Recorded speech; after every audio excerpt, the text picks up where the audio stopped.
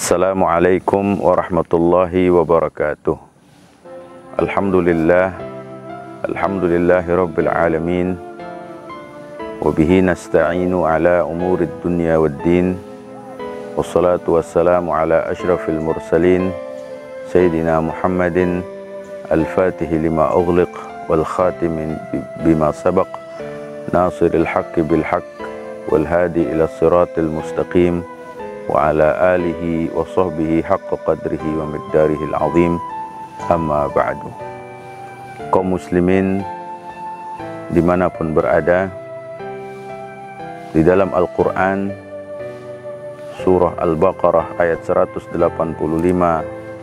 Allah subhanahu wa ta'ala berfirman, A'udzu billahi minasyaitonir rajim, bismillahirrahmanirrahim. Syahrul Ramadan alladzi unzila fihi al-Qur'an hudan lin-nasi wa bayyinatin minal huda wal furqan. Shadaqallahul azim.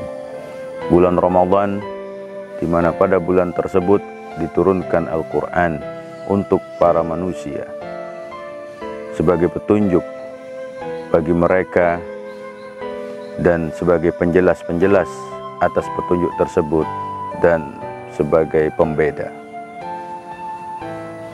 Di dalam ayat tersebut Allah subhanahu wa ta'ala menjelaskan bahwa Ramadan adalah bulan di mana diturunkannya Al-Quran. Maka pantaslah kiranya disebutkan dengan bahasa lain bahwa Ramadan adalah bulan Al-Quran. Dikatakan Ramadan bulan Al-Quran, paling tidak ada dua sisi mengapa Ramadan dikatakan sebagai bulan Al-Quran. Yang pertama, karena Al-Quran diturunkan di bulan Ramadan secara utuh, secara satu jumlah, mulai dari surah Al-Fatihah sampai An-Nas diturunkan sekaligus di bulan Ramadan, tepatnya di tanggal 17 Ramadan. Pada saat itulah Al-Quran diturunkan sekaligus secara keseluruhan, diturunkan oleh Allah subhanahu wa ta'ala ke langit dunia. Inilah yang dimaksud oleh firman Allah subhanahu wa ta'ala dalam surah Al-Qadr ayat 1. A'udzu billahi minasyaitonir rajim. Inna anzalnahu fi lailatul qadr. Sungguhnya kami turunkan Al-Quran pada Lailatul Qadar. Lailatul Qadar menurut pendapat yang paling benar, menurut riwayat, bahwasanya Al-Quran pada saat itu turun di Lailatul Qadar adalah di tanggal 17 Ramadan, dengan diturunkan sekaligus oleh Allah subhanahu wa ta'ala ke langit dunia. Dengan sebab itulah maka bulan Ramadan dikatakan dengan bulan Al-Quran. Yang kedua, dikatakan bulan Ramadan sebagai bulan Al-Quran sebagaimana yang diriwayatkan dalam hadis-hadis bahwasanya Rasulullah Shallallahu Alaihi Wasallam memiliki perhatian tersendiri terhadap Al-Quran, khususnya di bulan Ramadan, di mana Nabi Muhammad sallallahu alaihi wasallam didatangi oleh malaikat Jibril untuk bermudarasah, bertadarus dengan malaikat Jibril membaca Al-Quran. Mudarasah atau tadarus adalah dicontohkan seperti orang yang membaca Al-Quran, satu orang, yang lain mendengarkan. Satu orang membaca juz pertama sampai juz kedua misalnya, maka yang lain mendengarkan bacaan tersebut.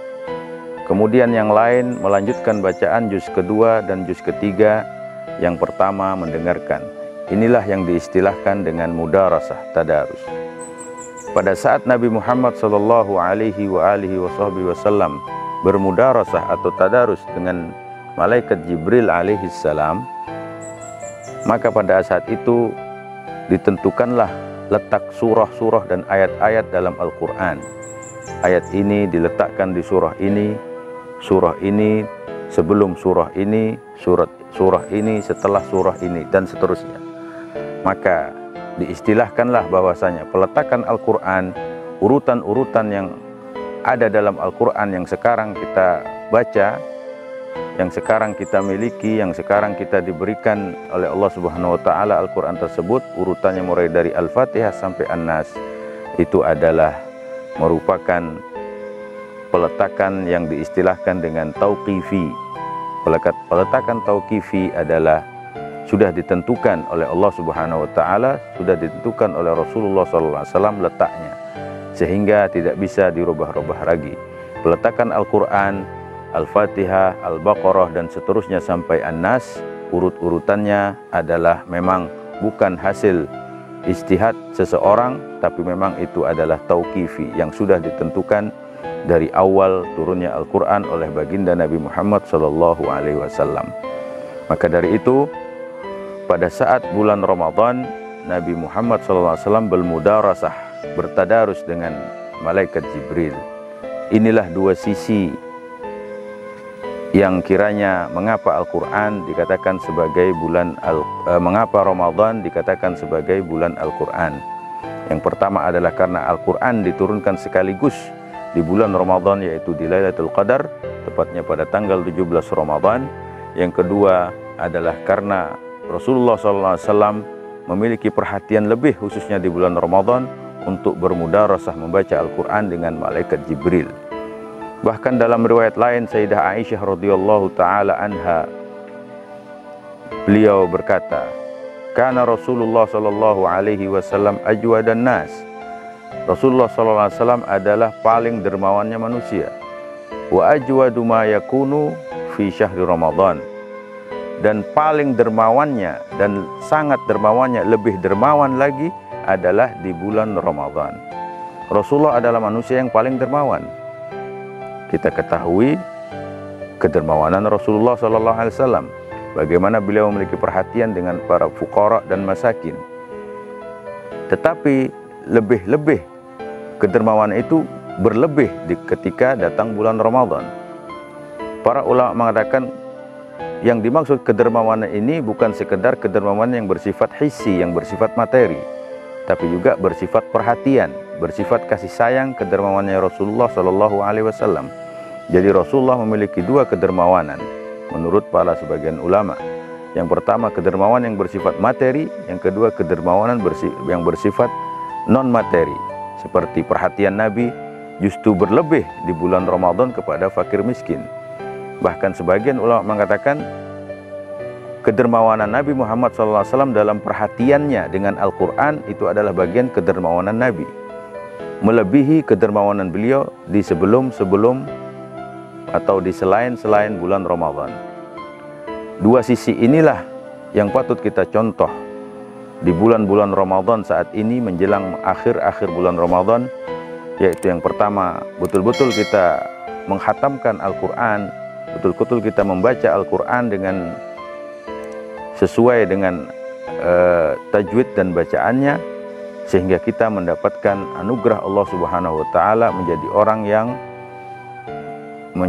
orang yang mendapatkan syafaat Al-Quran di kiamat kelak, di hari kiamat kelak. Karena Rasulullah SAW sangat perhatian dengan Al-Quran, maka dari itulah Al-Quran, bulan Ramadan dikatakan sebagai Syahrul Quran, bulan Al-Quran. Oleh karena itu, saya mengajak diri saya pribadi dan mengajak segenap kaum muslimin, marilah di akhir Ramadan ini kita ikuti langkah-langkah Nabi sedikit demi sedikit, sunnah-sunnah Nabi, diantaranya adalah dengan memperbanyak membaca Al-Quran. Bahkan para salafus saleh, pendahulu-pendahulu kita, setelah baginda Nabi Muhammad SAW, mereka sangat perhatian dengan Al-Quran. Diriwayatkan bahwasanya Imam Malik bin Anas, ketika beliau datang bulan Ramadan, maka beliau mengatakan, "Al-an ja'al Quran." Sekarang sudah datang bulan Al-Quran. Lalu pada saat itu beliau fokus untuk membaca Al-Quran dan mempelajarinya, dan untuk sementara kitab-kitab yang lain beliau tutup terlebih dahulu. Bahkan dikatakan bahwasanya Imam Malik dalam satu Ramadan beliau menghatamkan Al-Quran sampai 60 kali hataman. Satu hataman di siang hari dan satu hataman berikutnya di malam hari, sehingga selama 30 hari beliau selesai 60 khataman. Demikianlah bagaimana kesungguhan orang-orang dahulu di dalam beramal saleh untuk menggapai ridha Allah Subhanahu wa taala dan berusaha untuk mendapat anugerah Allah, yaitu menjadi orang-orang yang bertakwa, sebagaimana tujuan daripada puasa yaitu adalah la'allakum tattaqun. Mudah-mudahan Allah Subhanahu wa taala menjadikan kita orang-orang yang bertakwa. Mudah-mudahan Allah Subhanahu wa taala dapat menjadikan kita orang-orang yang pembaca Al-Qur'an, sehingga kita bisa menghatamkan Al-Qur'an di setiap bulan Ramadan, walaupun cuma sekali hataman. Itu adalah anugerah yang besar. Sekian, wabillahi taufiq wal hidayah wa ridha wal inayah. Wassalamualaikum warahmatullahi wabarakatuh.